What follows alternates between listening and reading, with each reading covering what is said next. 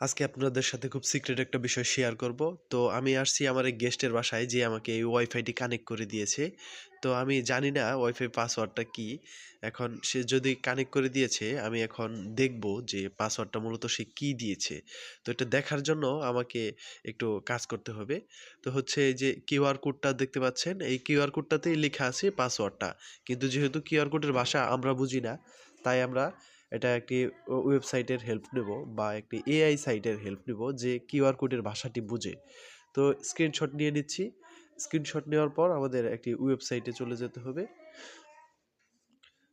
দেন website থেকে এই QR কোডের ভাষাটা আমাদের দেখতে হবে। তো আমি চলে যাচ্ছি আমার ক্রোম ব্রাউজারে। তো ক্রোম ব্রাউজারে যাওয়ার পর এখানে সার্চ করতে হবে কিউআর কোড স্ক্যানার। যেহেতু কিউআর কোডটা আমাদের